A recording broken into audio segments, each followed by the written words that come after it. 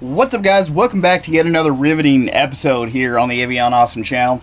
Today, I have been kind of laboring over which solution I think would be best as far as should I just run my generator or should I run a propane line for heat while I'm boondocking. So I've got a few thoughts on that, and I figured I would share them with you. Maybe it'll help you guys out too.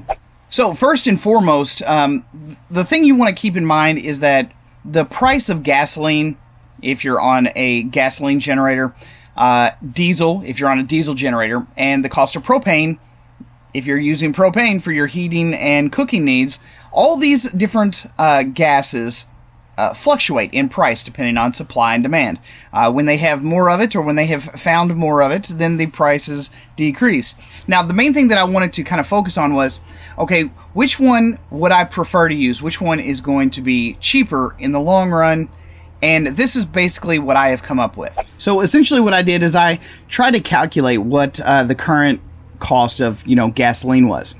So if I'm going to, say, run my generator, which has a mechanical motor, which is going to require maintenance, then I'm going to have to factor in that maintenance along with not only just what the gasoline costs, but also the gas to go and get it, the oil that I have to change, the time that it's going to take me to make sure that the spark plug stays clear and clean, and also maybe fuel filter, maybe air filter along with that. So I'm going to allow for roughly 20 cents per fill up. 2.5 gallons is what my generator runs on per time. So I'm going to factor in about 20 cents for each one to put back in order for maintenance. So right now where I live, gasoline per gallon is $2.18 per gallon. But if I go ahead and figure in my maintenance, I can go plus 0.2 for 20 cents. That brings the total to $2.38 per gallon. Like I said, this includes the maintenance and everything. What it does not include is your time doing that maintenance. It also does not include time wasted waiting on parts if you don't happen to have any that are readily available. Okay, propane is pretty self-sufficient in terms of you just turn the knob, the pressure inside the tanks force the gas, the LP, to where it needs to go, and there's really not many moving parts on your standard propane heaters. But what I did is I wanted to go and I wanted to check this website right here, which is called the U.S. Energy Information Administration. All right. Now, this particular website tells me everything that I need to know about current LP prices, and you can mix it up. You can find out what the prices are of other types of fuels or whatever. But what I wanted to do is I wanted to look at roughly the last 4 weeks. So here is November 2019. In November of, or the 4th of November, the price was $2.31. In the week of 11/11, the price was $2.31.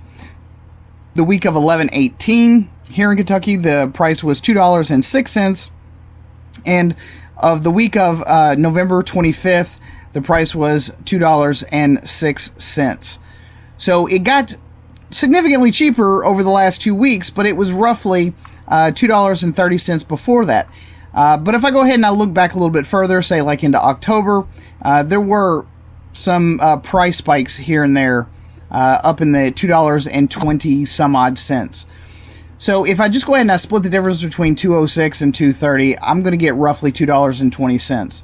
So if I bring back my calculator, it's going to be actually cheaper, at least right now, to just straight up run propane for heat, as opposed to saying, oh, well, maybe I should just run my generator.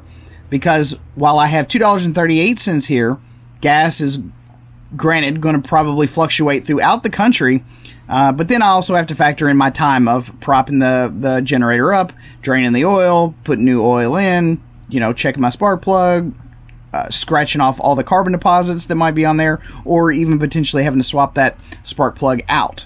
So as you can see, as you begin to move around, obviously, like I said, the prices will change. They are going to fluctuate based on supply and demand in that particular area.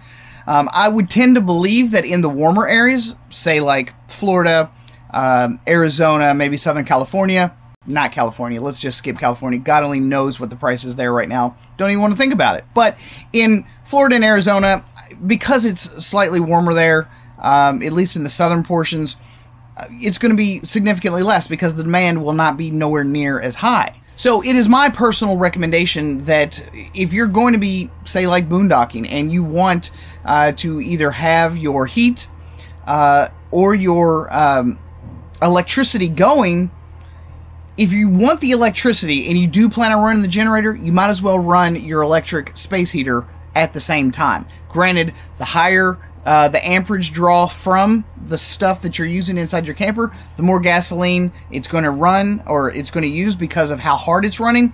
But if you're going to have it on anyway, you might as well just go ahead and use what you need.